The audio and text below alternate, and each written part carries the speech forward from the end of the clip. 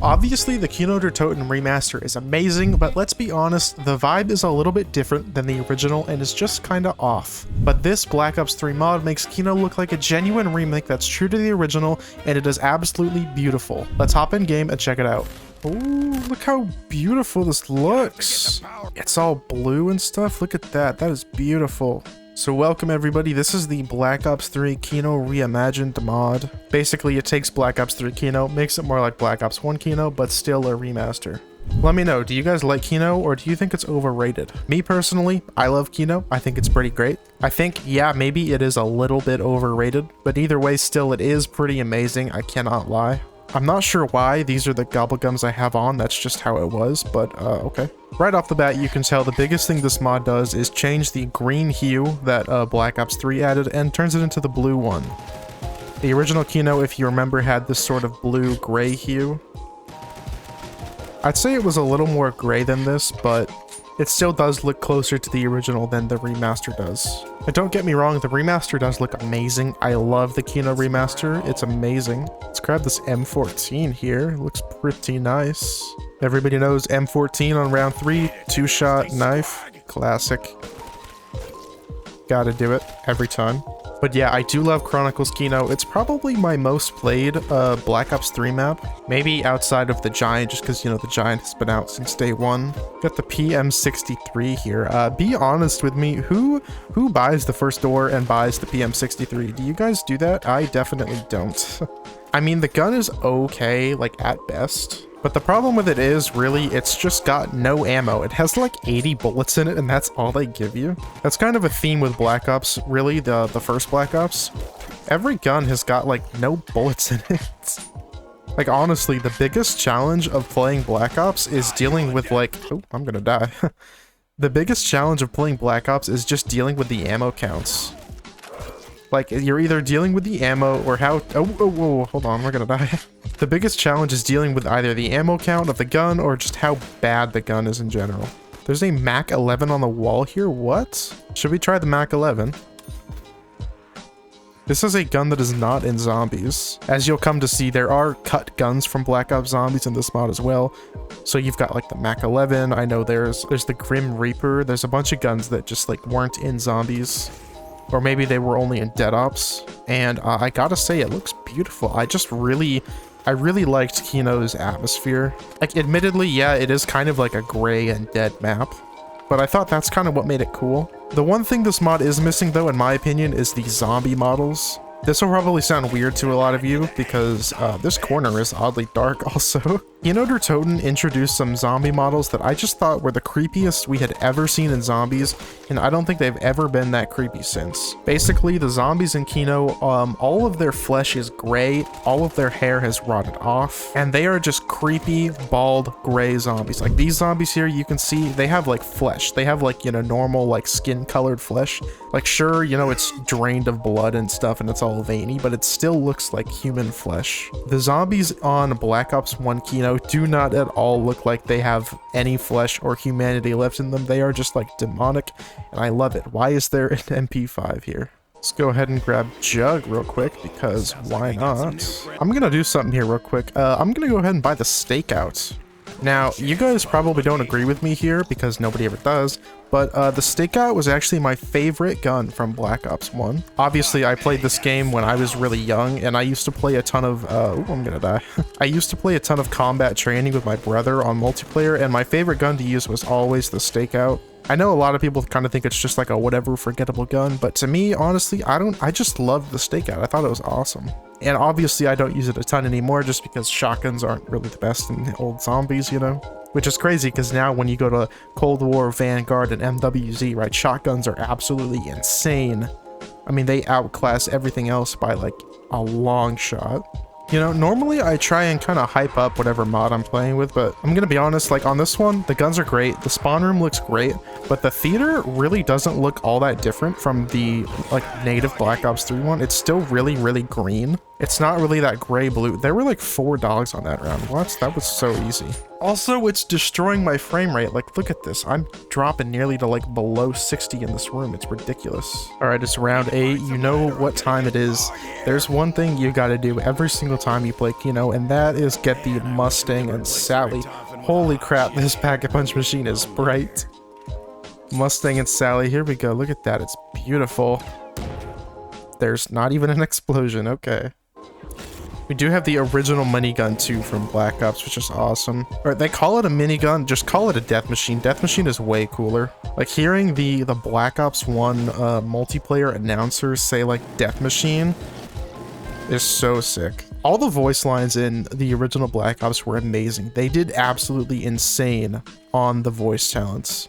I mean, for campaign, multiplayer, and zombies, like all around, they were going nuts. And the sound booths for this game. Let's go ahead and grab double tap here.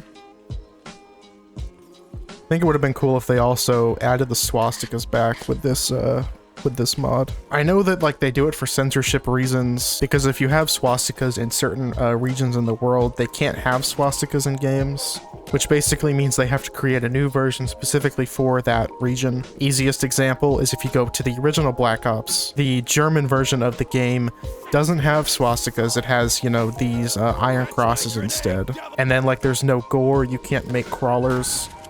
Just, you know, weird censored localized things. But I do think it's interesting with the way that like games and stuff work now. It kind of seems like we have created this sort of culture where swastikas are a thing, like a symbol to be feared, and they are even more menacing than they are supposed to be. Because right, it was not at all uncommon in the early 2000s to see a World War II game with swastikas.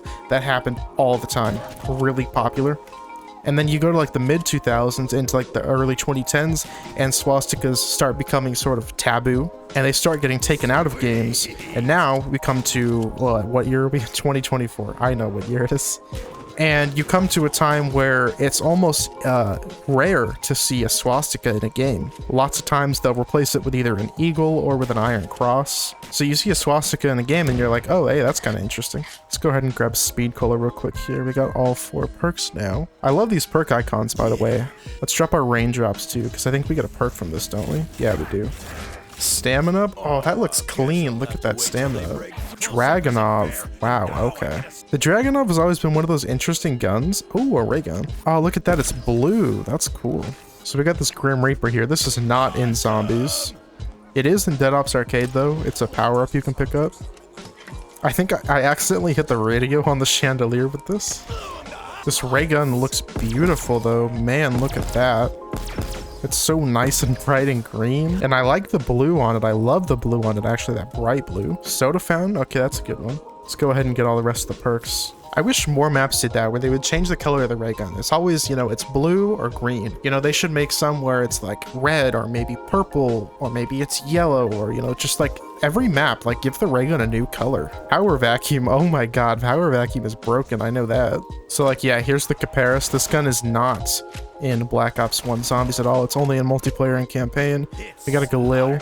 Everybody sees the Galil. Everybody knows the Galil is amazing. Hands down, Galil is probably the best bullet weapon in Black Ops, honestly.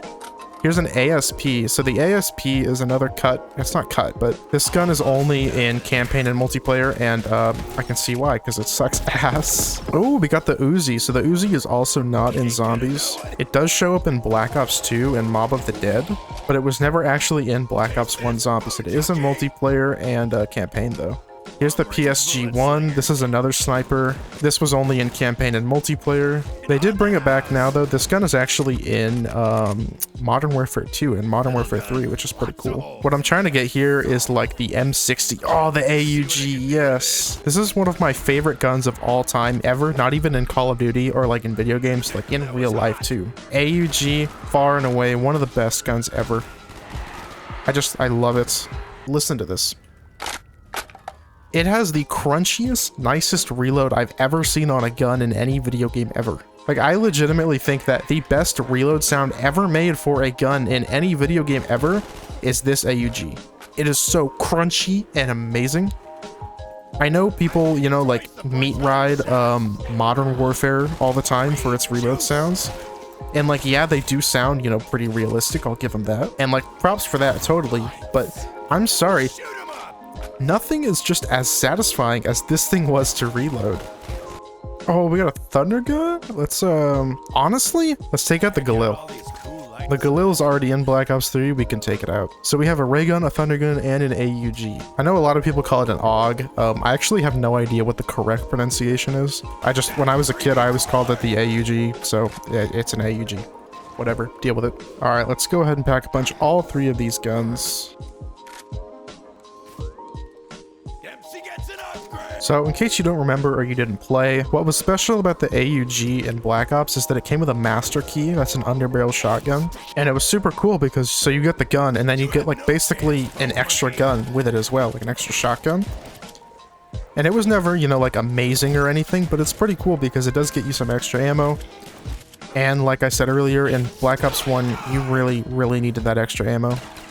There were some other cool ones too. So like if you pack a punch the M16, you would get a grenade launcher on the bottom of it. I'm not taking tone deaf, I'm sorry. And I don't believe there's any gun in Zombies that does it, but in the Black Ops multiplayer, there is an underbarrel flamethrower as well, which was always super cool.